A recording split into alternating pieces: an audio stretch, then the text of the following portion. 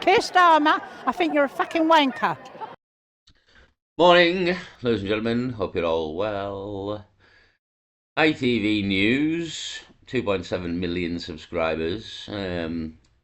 It's a bit of a surprising article, to be honest, is why I'm kind of mentioning it. Can Glasgow afford to continue welcoming refugees?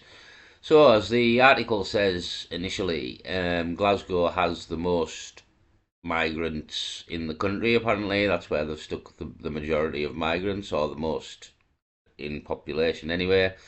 Although I've seen that there is quite a lot in Manchester as well. So, yeah, some of the cities have been flooded, but for me, I mean, it's London, Manchester, and Glasgow seem to be three of the main ones.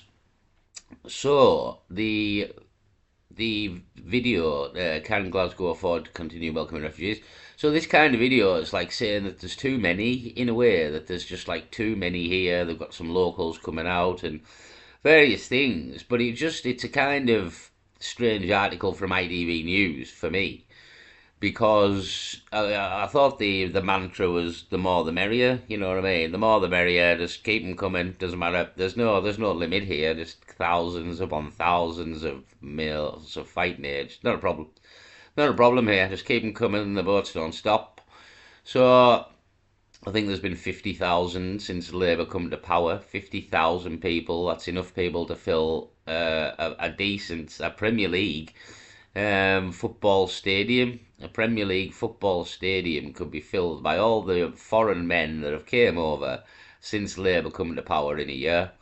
Unbelievable, really. Like, you could fill Ibrox, or I'm not quite sure the name of Celtic's ground, to be honest. Summit Park, is it?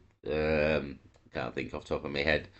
But yeah, you could fill Ibrox, probably, with just foreigners that have come over in the last year. All of Ibrox, Rangers ground, and probably Celtics, but I just don't know the name of Celtics ground off the top of my head. Someone will tell us in the comments. Summit Park, maybe. Um, so yeah, it's a ridiculous amount. Like, it is a ridiculous amount when you think of it in them terms. The amount of people that's come in a year, and this is illegally. Never mind legally. Legally is a lot more. This is just illegally on a boat. We could literally fill Rangers Stadium, or Tottenham Stadium, or Arsenal Stadium, you know what I mean? Or near enough fill all these stadiums of 50 to 60,000 people with just the foreign people that came over on boats illegally, which is unbelievable. That's illegal. So legal migration, we could probably fill like 10 football stadiums with how many people have come in the last year alone. So it's unreal, to be honest. I mean, one thing is, for the government, like one possible scenario that they're attempting to do here is, due to the national debt and the crippling economy, the more people that you bring into the country that do actually work, you're kind of lightening the load of the national debt on the other people's heads, and it's more people creating tax. It'll maybe keep the economy going slightly longer, but ultimately this system is going to collapse. There's no two ways about it. To be honest, this system is going to collapse eventually, and the pound will devalue as the days go by. Yeah, that's the biggest shit show here. That's what most people don't really realise, that when the economy fucking goes under, we're all in a lot of trouble here, and the migrants is quite a small issue in comparison to the entire fucking economy collapsing around us.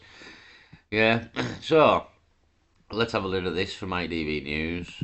Glasgow has the highest number of asylum seekers anywhere in the UK. My parents were killed. If I go back, they will kill me too. Now the council leader says it's struggling to cope, It is already fast becoming unsustainable. and some attitudes are changing in its communities. We have so many foreign people in our area. Now nobody knows anybody. On the streets of Glasgow, we've never before seen the Scottish flag used in this way before. I've been meeting people around this city. Yeah, so there we've seen scenes. I hadn't really seen anything on the internet or on social media, I hadn't really seen Scotland flags flying down the street like I had in England there, but I thought it would be, but I just hadn't really seen any of it. Um, so yeah, the flags are flying high there as well, and I wouldn't say people are trying to say these flags are a sign of racism, but they're not at all a sign of racism. Um, I mean, if you don't want your society, your town to be multicultural, that doesn't make you racist, in my opinion. Like you don't have. I mean, I go down to Manchester there, and you go to the cities, and it is multicultural in the cities, and it's I mean, it's not a major bad thing to be honest, but it's like that's what the cities are like. Just 'cause you don't want your sort of small communities in the outer skirts of England all being diluted as well. Really, like I wouldn't say it's racism. It's just I don't want to go over to Spain and it'd be every nationality in the world. Should kind of be the Spanish, do you know what I mean? And you go to Italy, it should be the Italians, and the Brazilians, America, the Americans, or predominantly them, because it's their country and that's what you went to see. So, I mean, I think everybody pretty feels the same about it. Like, you don't mind foreigners in your country, but there's got to be a kind of limit. There's got to be a kind of limit here so that you retain your country. And as this woman said a minute ago, we don't know any fuckeries round here anymore. We don't know anybody. You know what I mean? And again, that's the community gone. The whole community's gone. The community spirit, the community, if people are gathering together and having a better community, because you don't know anybody anymore. It's all lost. It's all been lost. Multiculturalism and globalization proper destroys community, nationalism, um, and them kind of things, and nobody wants that. That's the other side of it. Nobody wants that and wants to live in a community of strangers. Like people like sort of living in small towns and knowing everybody and knowing you're kind of safe, especially when you look around the world at all the bagwash. So people kind of like that, you know what I mean? They like to know who the neighbours are and the people in the community, and you know these people are all right or seem all right. You know what I mean? You never know what goes on behind closed doors, is a saying. But yeah, and again, I maintain like we're bringing a lot of arseholes over here, and we've got a lot of arseholes already, so we don't need the rest of the world's arseholes. Is the other side of it. So I don't look on it as racist, me, to be honest, because the beauty, if you were racist, like I don't want white people coming over as illegal migrants. You know what I mean? I don't want white people. I don't want black people. I don't want Asian people. I don't want any people. They can be white, and I don't want them. You know what I mean? So, like the guy in that the Scottish warrior lass with the knife and the axe, that guy looked white. You know what I mean? We don't want him. So it's not to do with race. I think we just don't want a load of assholes from all around the world who we don't know what their crimes are is primarily the issue here. And as a lot of them are raping women and kids, they're clearly not the best people. So yeah, we just don't want them. You know what I mean? We just don't want all these foreigners, though. That's the other side of it. We don't mind foreigners. There's been foreigners all my life. But there's got to be a limit. There's got to be a limit, like 10%, you know what I mean? 90% of the population need to remain English, so this remains England or Scotland or whatever country you're in. Again, not being racist, because whatever country you're in, being Sudan, then 90% of the people should be Sudanese, you know what I mean? Japan, 90% of the people should be Japanese, and that retains the culture and the country. And then if you go there for a holiday, that's kind of what you go to see, that country and then people, not you don't go all over the world to see fucking everybody from all over the world. And I maintain, like, these Africans as well, this maybe is slightly racist, but, well, not really, because I'm talking about a country. And the Africans in Paris, in London, and all these places, it's predominantly them that go around trying to fucking rob everyone and con people and that, you know what I mean? It's not just them, but on a lot of these videos you see, it is, or I do anyway. I mean, I just could be watching a disproportionate amount of videos of African people running amok in Europe, but so I see a lot of it. So I mean Africa as a whole as well, like all of Africa. I was just kind of generalising there, right up the top from Morocco, right down the bottom to South Africa. You know what I mean? So yeah, it's a shit show to be honest. It's an absolute shit show. You can't, if you've been paying attention like some of us have. At times, I can't really believe the situation we're in and how bad things have really got in the last fucking couple of years here. So I'll play more. To find out what comes next. Qasim is from Afghanistan, but he arrived in the UK on a small boat earlier this year. Today he's just been moved into this flat in Glasgow. There are no asylum hotels in this city. In what's meant to be a show of compassion, they're put into shared housing like this instead. I mean, you don't see, he hasn't looked out here really. Like Glasgow, it's not really nice, is it? Like in the city centre's all right. It's like Manchester, the city centre's all right, but the minute you get out into like the residential estates and stuff and out into the outer things, it's kind of a bit of a shithole to be honest. Because back to the economy and poverty and a lot of other factors, and too many foreigners. There's another one, and just fucking no respect for the community. I mean, look at like Birmingham and all the trash, you know what I mean? And it's just like, again, it's like third world and litter fucking everywhere and fucking, you know what I mean? It's just it's all kind of fell down, and you see that when you go to like Glasgow and London and fucking Birmingham and all the cities. To be honest, it's all kind of fell down in areas. Um, and a lot of that is just overpopulation as well. That's another thing. It's like it's not even the foreigners' fault or the Scottish people's fault in Glasgow. It's there's too many people here. Like that's another side of it. So it kind of it's the lots of things happen because there's too many people. You can't get a doctor's appointment. You can't get a dentist's appointment. You know what I mean? All these different things because there's too many people.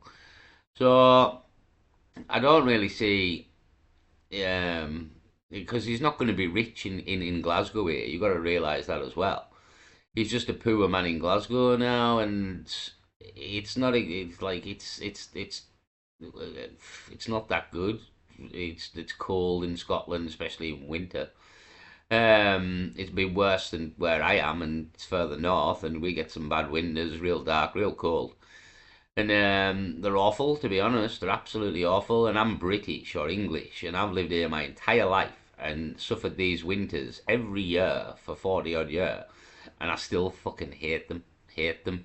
So I kind of feel sorry for these people in a way. Like I don't, because they've come here of their own accord. But they feel sorry for them the moment they realise that they've made all this effort, come all this way, escaped war-torn countries, and ended up in fucking Glasgow with no money. And England's dying on its arse, eh? Like, that's the beauty of it. You all ran to England, and England's literally fucking dying, partly through you people all coming, and just the economy's fucked here, mate. Like, the economy's absolutely fucked. We're giving you all money hand over fist. But the beauty of that is that money's going to run out, mate. It's like there's no endless supply of money here, as the British people are finding out that the taxes are coming down. So the pot will run dry eventually for these people, and they don't speak the lingo that very well. Like again, on an employment sense, like he could work for like people who speak his own lingo, like Muslims who have businesses and that kind of thing, and foreigners who have businesses, takeaways. He'd maybe get him selling like a job there, but you know what I mean? If you don't speak English in England very well, when you get a job, you're just slowing everything down massively and like progress. Do you know what I mean? We like things done quick and fast and don't have to explain things 10,000 fucking times how to do it. So having somebody who speaks the lingo is of a major fucking benefit. Do you know what I mean? So yeah, I just again, it's like I don't mean to be offensive to anybody who lives in Glasgow when I'm saying Glasgow's a shithole, because Manchester's a shithole. Fucking everywhere's a shithole now. That's the problem. Everywhere is a shithole. So I mean, there's multiple factors for that. It's not just a lot of foreigners. It's the economy. It's a lack of money. It's too many people. There's multiple factors for everything. But yeah, I just kind of think this guy here is he's left somewhere nice and warm, probably, and he's ended up in fucking freezing cold Scotland, where it really is cold in fucking winter here, and pisses down quite a lot. It's real dark all the time. Doesn't really get light in winter, like Christmas time. It's real fucking dark all the time. And it's real miserable, to be honest. And I don't mean just Glasgow, I mean like England. It's just miserable in fucking winter, innit? Like it's kind of starting now. It's like another month. We've got like another month maybe, if that. And then it's just 6 months of fucking darkness and misery, and just don't really leave the house. So yeah, you've got that to look forward to, migrants. So you haven't figured out the British winter's a fucking shit show here, mate. It's fucking awful. So yeah, I'd rather be abroad. I'd rather be in my own country where it was warm, fucking, than in Glasgow in winter. But he said his parents have been killed and he can't go back there, which fair dues as well. You know what I mean? And on that level, say that be the truth of this man, which he could be. We can't say he's definitely lying here. Then fair dues as well, in a way. If your fucking parents have been killed in a war or whatever, then yeah, do get the fuck out of there. Fair dues. And again, like, he's even being interviewed by the cameras and things. I mean, this guy could be a genuine guy, and when you see the genuine people, yeah, again, anybody with a heart, as most of us do have a heart, but we have a heart to a limit. Is the problem? It's like when we see these boats with 60 fucking males of fighting age, and one woman and one kid, and you're just a bit like, well, hold on a minute, where's all the women and kids? Why aren't you fighting your war? That's the other side of it. Like, you're a male of fighting age, and you should kind of be fighting your war, even though wars are shit and you'll probably die, and it's probably cleverer to run away, to be honest. That's probably the cleverer move. So I mean, the world's fucked. That's the ultimate thing here. The world is just fucked. Unbelievable. Let's play a bit more of this guy. Looks like I'll be sharing with 3 strangers, Kasim says, in this 2-bedroom apartment. The problem is there just isn't enough. This is a city that declared a housing emergency 2 years ago, and I mean, he's saying that he's going to share with 3 people. I mean, these 3 people as well are probably another 3 migrants. Could be of any country. Possibly they do sort of try and sort them into their own countries or their languages. It would make sense, but whether that's done, I do not know. But putting 4 of them together in a house who don't know each other, eventually that could cause tensions here. You know what I mean? That could cause tensions.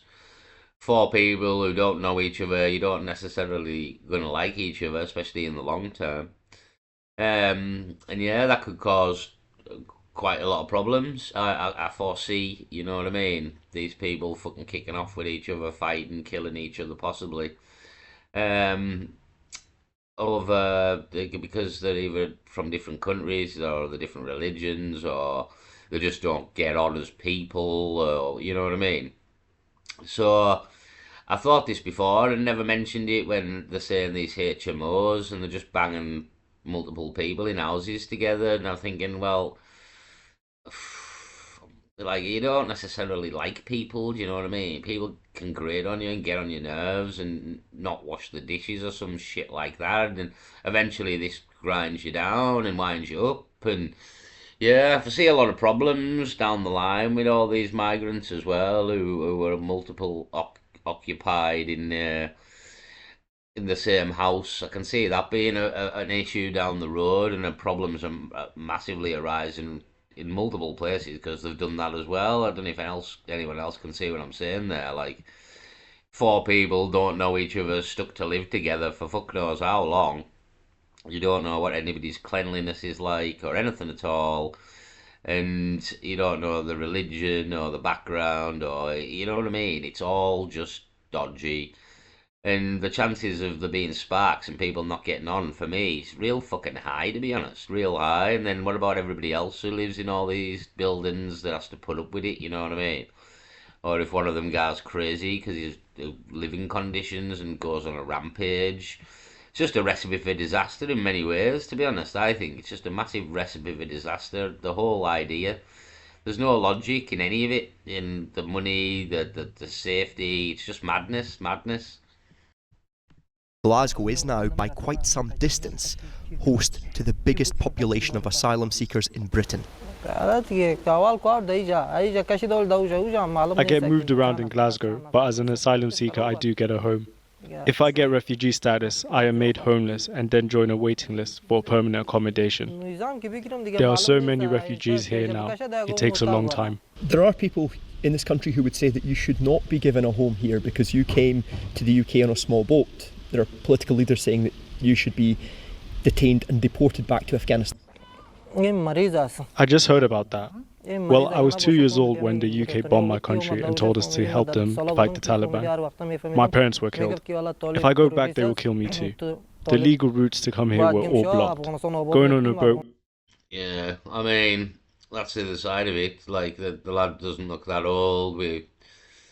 I'm a bit older. We obviously had the Afghanistan war after 9/11 and Iraq, and we did roll in there, and predominantly with Iraq, more so. I think we fucking destroyed the country. Took out the leader and Saddam Hussein, and yeah, a lot of shit came from that event and them events, and from 9/11, and a lot of people don't think 9/11 was quite what we were told, and yeah, it's kind of, I mean, don't get me wrong, it's not the British people's fault, because we ultimately do not control the government or the military and have no real say in what they do in the first place. And a lot of people after 9/11, when they accused Osama bin Laden, who was, I believe, Saudi Arabian, there wasn't really any other hijackers on 9/11 that were Iraqi or Afghanistan, is the other side of it. I think there's 22 named, and I think the majority of them were Saudi Arabian, I think was the crack. And half of the ones that were named weren't even the terrorists, because they were still alive and halfway around the world. It was a load of bullshit.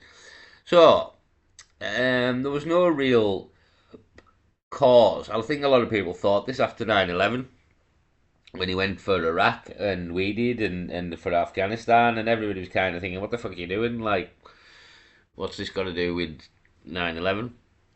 Because I'm sure they were all Saudi Arabian, although maybe Osama bin Laden's Afghanistani. I don't know, I can't remember now. It's 4 years ago. But the majority of them weren't Afghanistani or Iraqi anyway, but yet we invaded them two countries for no real reason that I could see at the time. Apparently Saddam Hussein had weapons of mass destruction, but he didn't. Dr. David Kelly come out and said he didn't. Dr. David Kelly died mysteriously down south. That's a thing to look into, whether the government, the United Kingdom government, and Tony Blair, who was in charge at the time, had some hand in knocking off Dr. David Kelly, UN's weapon inspector, who was found dead in a field after telling the world that Saddam Hussein didn't have weapons of mass destruction and didn't have the capabilities to enrich uranium and do all the things that you need to do to build nuclear weapons. So yeah, there's another crack, Dr. David Kelly. So yeah, this guy here again, it's a mixed bag, to be honest, isn't it? Again, you've got to have a heart really, but at the same time, we can't take everybody from around the world. Again, this is what's happening here. Glasgow is full. How long before everywhere else is full? Was a risk I had to take. Glasgow doesn't have asylum hotels, but it has inadvertently created these refugee hostels. If Kasim is allowed to stay here, he'll likely be moved to a place like this, temporary accommodation that's been filled up with the men, women and families who have been processed and given a legal right to live and work here in the UK. This happened after the Home Office began speeding up decisions, giving refugee status to asylum seekers without giving them anywhere to live. Now, unprecedented numbers of these new refugees are travelling from other cities to Glasgow because they know this city is their best hope for a home. Scotland has particularly liberal homeless legislation. Anyone asking for accommodation here is legally entitled to it, no matter their circumstances, no matter where they've come from. And that is not the case in other parts of the UK. But it has made Glasgow a magnet. And with the influx of so many people in such a short period of time, more than half of this city's homeless accommodation is now being given to refugees. Almost all of the asylum seekers and refugees in Scotland are in Glasgow. Refugees are welcome here! That's because for decades the people and politicians here proudly promoted this place as the nation's only sanctuary city, a welcome home to all. But for the council, that conscience is now coming with a cost. What we're looking at is around a £90 million budget gap for Glasgow, and about £66 million of that is homelessness overspend. Is that exacerbated by the pressure that's been brought by refugees coming to Glasgow? Of course it is, you idiot. See, we're talking big numbers here, 66 million. I mean, this is probably in a year as well, you know what I mean? We're talking like yearly figures here, not like forever. So this is going to continue on next year and the year after and the year after. And this is why when the budget comes round, the British people are about to be absolutely robbed blind. And yeah, it's a massive scandal, the budget and everything that's going to happen. There's a lot of people going to leave this country, like already are, but I'd say there's a lot more going to leave. But I mean, where do you run? That's the other thing. If you're really paying attention here, it doesn't matter where you run. This is coming for everybody in every country. It's the new world order, the whole world under one centralized control, and everything is the same everywhere you go. So collapsing the economies is part of it. To be honest, the new world order won't be this monetary system either. There will be no pound, there will be no euro, there will be no dollar. They will all be gone, and that's kind of what you're watching as well. Them all be destroyed through debt to the point that the currency is worthless, and then the knights on shining armour will offer you the new currency, and then you'll be all happy about it. Apparently, yeah, you'll own nothing and be happy by 4 years. In 4 years and 4 months and counting. Is significantly created by that pressure, by the pressure of the mass processing of people who are refugees already in the city, and then exacerbated by people travelling from other parts of the UK. So it's a bit of a perfect storm that we've got here. Glasgow has for years prided itself on being a sanctuary city. Yeah, it's a bit of a perfect storm that you created yourself. That you created yourself, the perfect storm. So there's no point coming on news here now fucking complaining about it. That's the other side of it. You fucking done this to yourselves, you know what I mean? This has been done to us. This is what we're complaining about here. It's what all the protests are about here. It's not just about foreign men in hotels and how much it's costing us and the fact that they're attacking women. It's the fact that we're losing Britain, we're losing England, we're losing Scotland. Glasgow is no longer Glasgow. It's it's a shit show, to be honest. It'll just be an absolute crime-riddled hellhole. The more poverty that sneaks in as time goes by, then it'll just get worse and worse and worse. When there's too many people, not too many mouths to feed. People don't speak the same language, creating language barriers, which can create tensions and fights because you don't understand each other in times of crisis. It's a shit show. It's an absolute shit show, to be honest. Done on purpose, done to yourselves. And now you're complaining you haven't got enough fucking money. Unbelievable, really. Dispersal city. Refugees are welcome here, is what we absolutely. hear again. As things stand, are you able to afford to continue to say refugees are welcome here? I mean, the woman's a fucking idiot. The woman's a fucking idiot. We've just heard there that Glasgow's got the most refugees. Half of the housing for the homeless has been given to the migrants. We're spending £66 million a year, too much on the migrants. And then the migrants are still welcome, apparently. It's absolutely caused the perfect storm, she said. She said the words herself. The perfect storm has been created here. But these people want to make it better. We want more people. We want more migrants, less housing, more money. You name it. Just I've already admitted we've got the perfect storm here. So I mean, why don't we just destroy the entire place? Yep, fuck it. Let's destroy the entire place. I mean, who put this motherfucking idiot in charge? You know what I mean? Who's put this idiot in charge? Like, fuck me. Christ almighty, she needs a tan and all. Thought I was white. So, not only is she white and fucking stupid, I mean, unbelievable, unbelievable. The perfect storm. A refugee still welcome here. Yeah. No, brilliant. We've got you in charge. We can't fail. You know, this is incredibly difficult to say. We are at the point where we are getting to having to say that. Now, that's not because we don't want to welcome refugees. We want to be able to continue welcoming refugees. What we're... Ugh, fucking idiot lefty, idiot lefty. Oh, this guy, keep bringing him. We've run out of housing now. Keep bringing it. We've run out of money now. Fuck. The whole place is fucked here. The whole place is fucked. We didn't see it coming. Everybody else did. What we're saying is, if the UK government doesn't step up to its responsibilities and help us meet our responsibilities.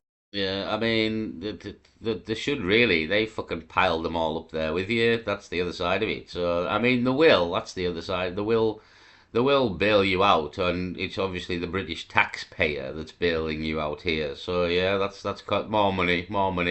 And again, ultimately for the refugees, because we've got too many refugees in Glasgow. So, there's another £66 million a year extra. That's just extra.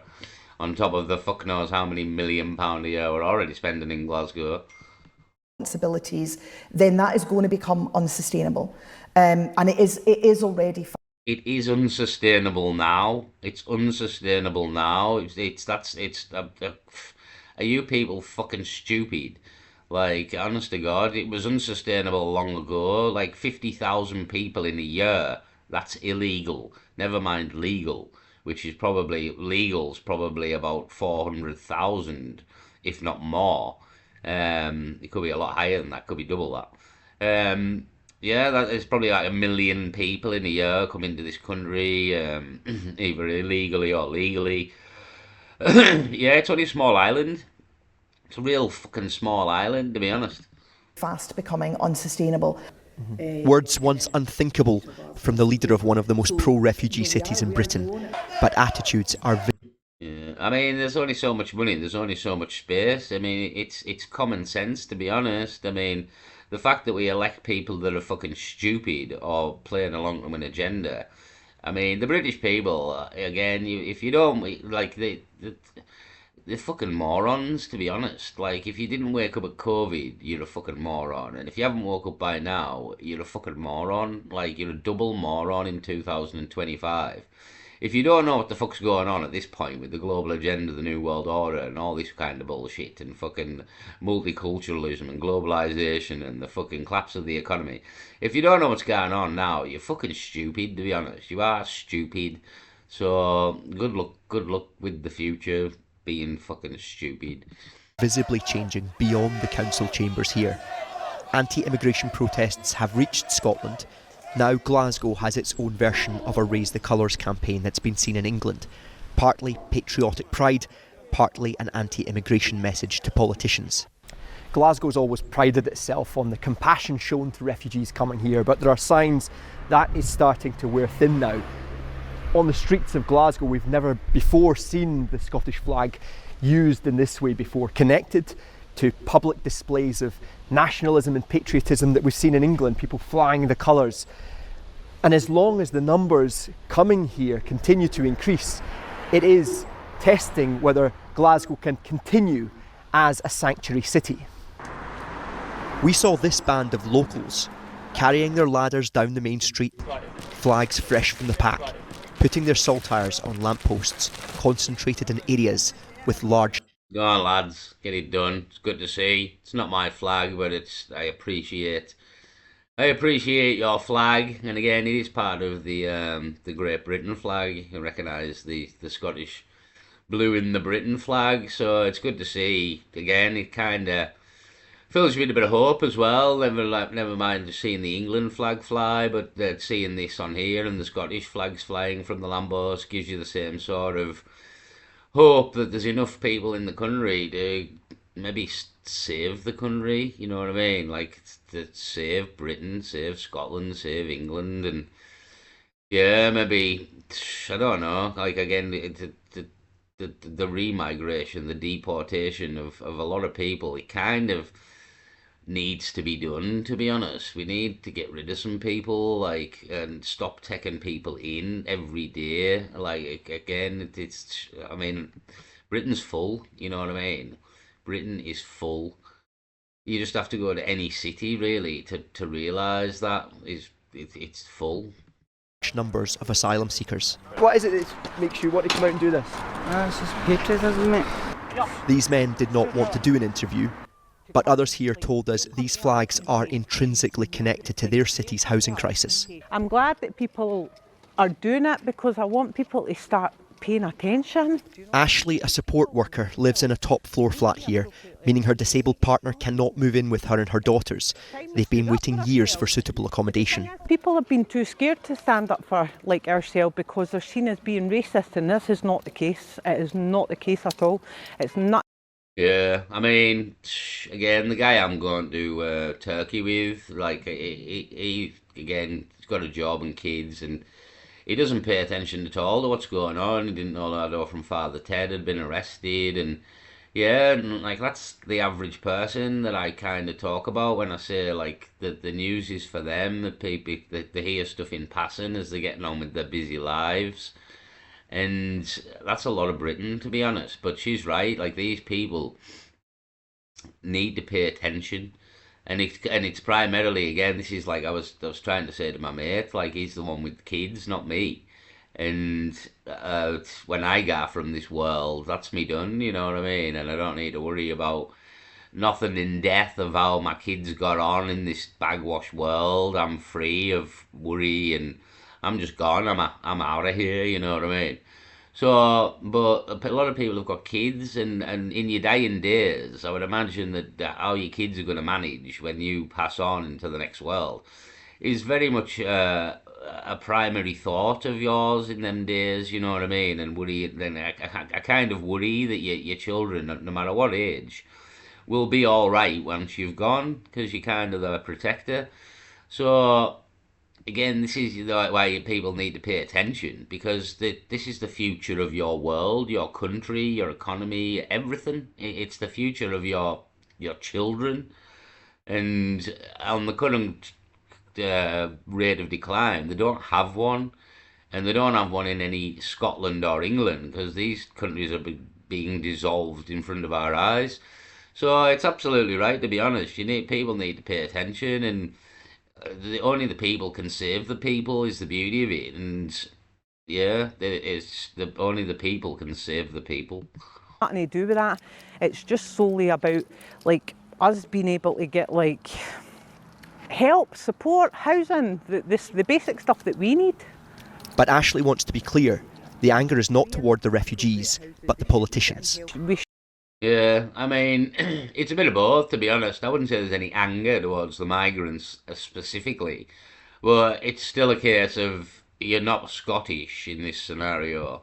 There's too many of you, and ultimately, when these people are walking the streets of Scotland, it doesn't feel like they're walking the streets of Scotland anymore. And this is the problem. It's got nothing to do with racism. It's got to do with nationalism and like a national heritage and Scotland again. This whole scenario of if you go to Spain, I don't want to go to Spain and it be full of fucking Dutch people. If I go to Holland, it should be full of Dutch people. Do you know what I mean? Or Netherlands.